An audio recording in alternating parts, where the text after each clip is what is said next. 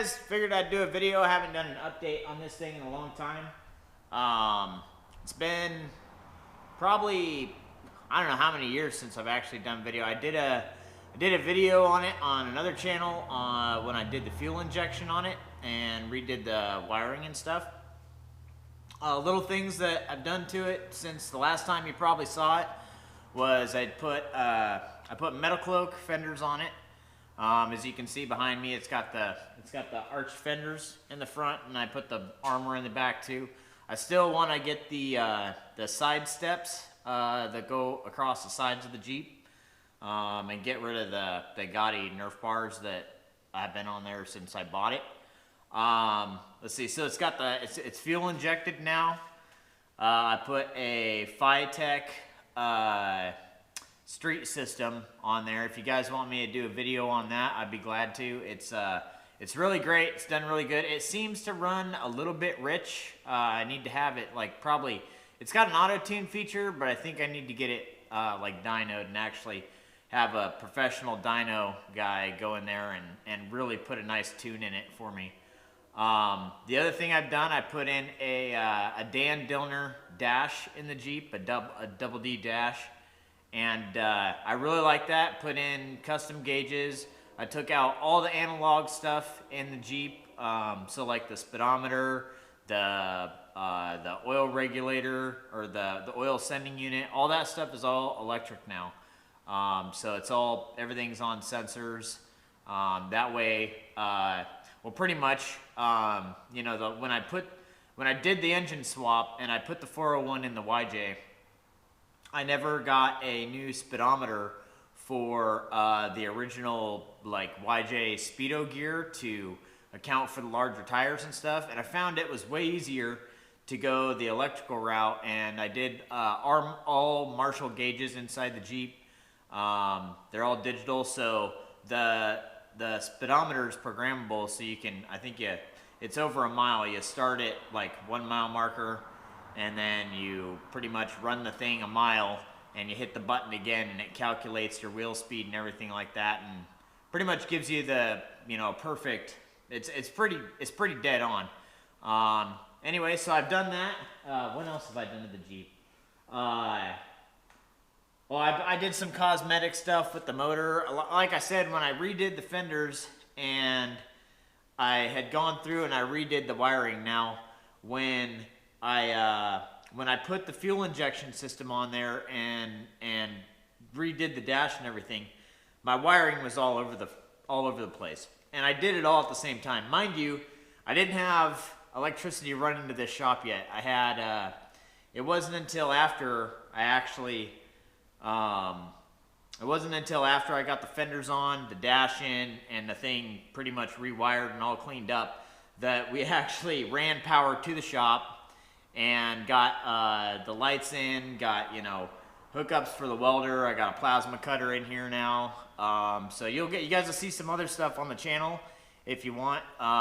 You know, if this thing actually, you know, the channel takes off and people are interested, I've got some other projects that we could easily put on here.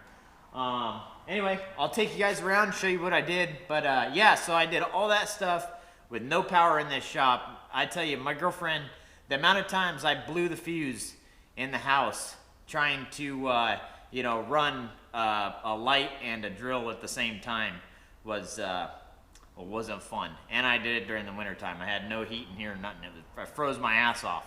Anyway, I'll take you guys around and give you a close-up on the Jeep of where it sits now and things, you know, that we might do to it down the road. It definitely isn't done.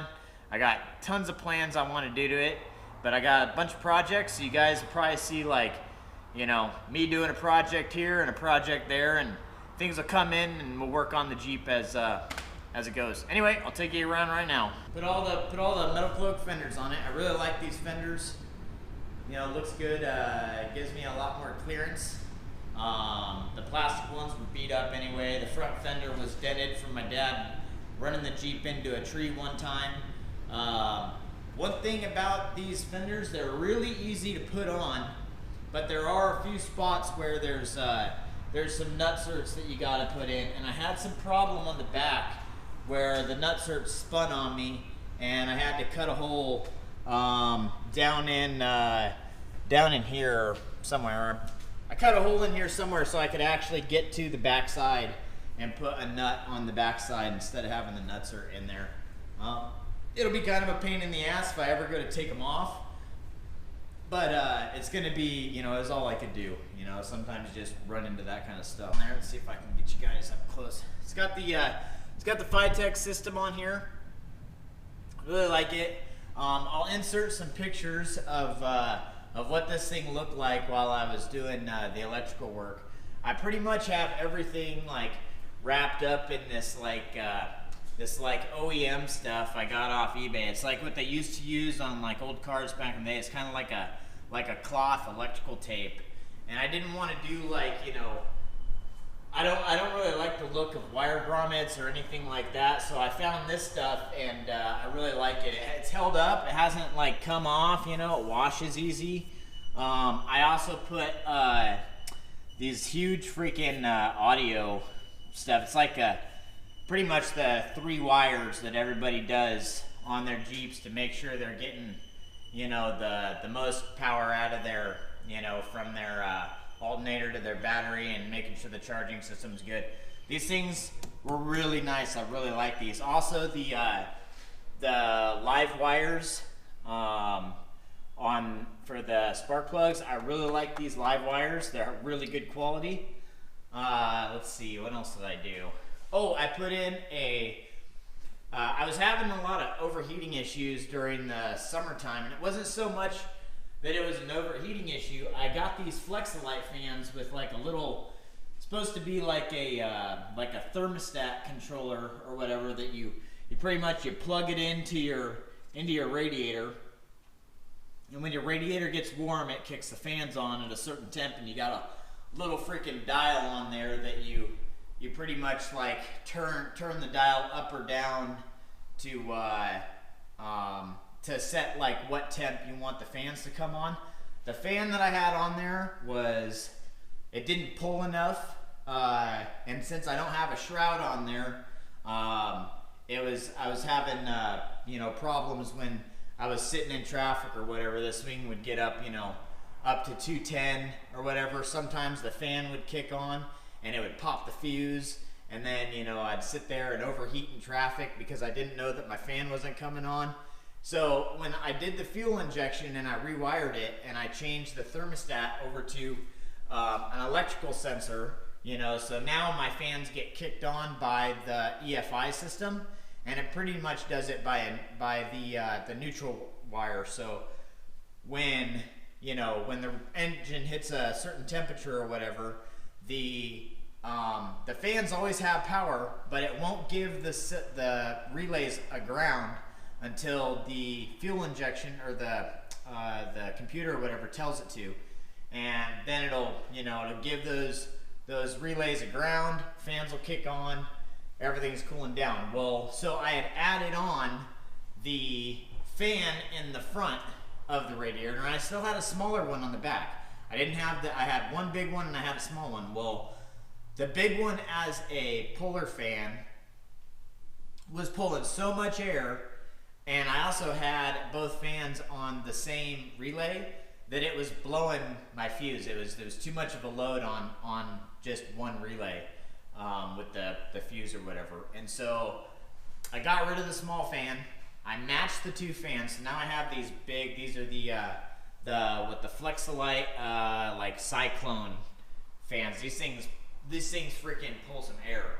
Well, so I got that one as a puller, and then I got the one in the back as one's a pusher and one's a puller. Anyway, they're matched together, and I got them both set on a separate system now, so they're each have their own relay, their own fuse. And I went with these. I don't know if you guys can see back here.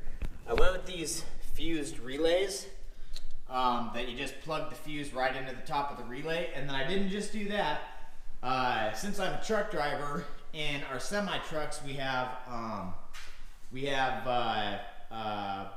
fuses that have a breaker. They're breakered fuses or whatever. So even if your 30A fuse overheats and it pops, it's not going to pop. It's actually just going to open up, and as soon as the fuse cools down, it locks back up, and you know, you don't pop a fuse. You don't end up blowing a fuse and needing a brand new fuse. You can actually, like, the fuse is fine, you know. So kind of just, I didn't need it since I went ahead and, you know, split the two and took the load off the system and put it on 2 relays.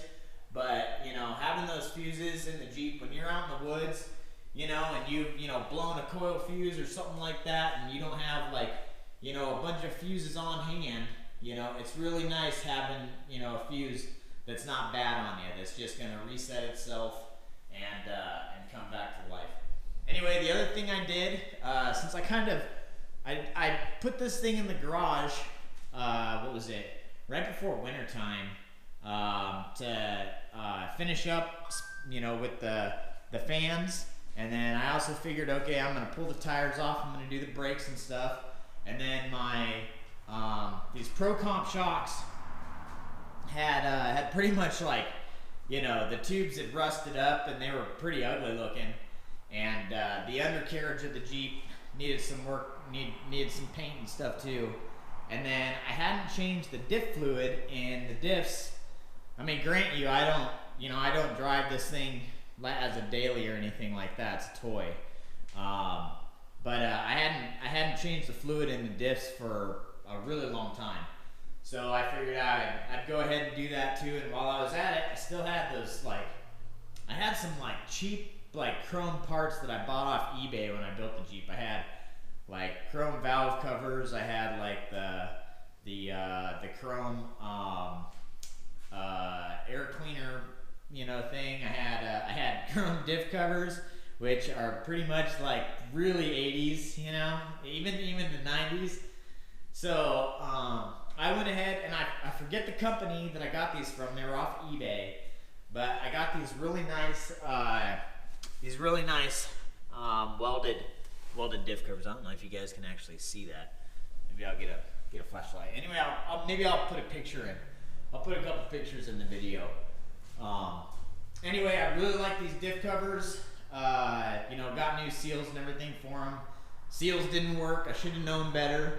You know, I've never put seals on diff covers before. I've always just used, like, you know, RTV and RTV'd the diff cover on there, and, you know, before filling it up with fluid or whatever, you let it sit for about, you know, 8 hours, and then you go out there and you tighten it all down, and I've never had a leak that way. Well, I tried using diff cover gaskets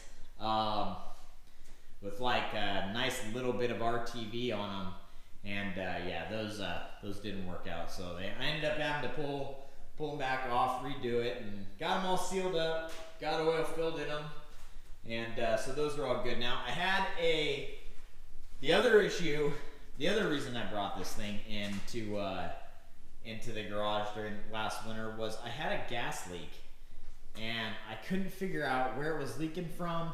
I dropped the tank, and I had a loose inlet hose on the fuel tank, and so it was, when you have gas in or whatever, it would spritz a little bit or it would drip. So I dropped the tank, I fixed that, tightened it up, put the tank back up in there, went down to the gas station, filled it up with gas, brought it home, and it was still leaking gas. So I'm thinking to myself, okay, if that's not it, what's the problem? Ended up having to drop the gas tank again, and I ended up having a crack in the plastic tank. And whenever you'd have, like, more than a half a tank of gas in there, it'd sit there and pretty much that's got a backfeed system with the fuel injection. So it just come out of there like a faucet. And so I ended up buying a new tank for it, getting that in, finally getting the Jeep back on the road, and I love it. I did put in from Wild Horse 4x4. They have this, since this thing has the MP435 4-speed in it. It's like it's just like the old T18s, except it's a newer version. And I think this one's actually a Dodge. I found out it was a Dodge by because Ford and Dodge used the same transmission for years. And the only difference I could find was the the shifter actually. The shifter between Dodge and Ford are different in a way. Anyway, so I got this from Wild Horse 4x4. They usually put it in Broncos, and what it does is it shortens up your shifts, because if anybody's driven a 4-speed, they know how like huge the shifts are. You've got like, you know, between I think first and second is like, it's almost a foot. You know, you're literally throwing that freaking shifter around. This, with this in here, it shortens it up to about 4 inches. Like this is like a little speed shifter now. It's tiny. I still have some like finessing to do. That's why I don't have a shift boot on top of the trans tunnel right now, is because I plan on you know, dialing that in a little bit. You know, I'm a guy of many projects, and I'll probably put a few teasers in the video for you guys on future videos. Anyway, thanks a lot. Like, subscribe to the video, or subscribe to the channel if you guys want to see more of this. I plan on doing some more videos.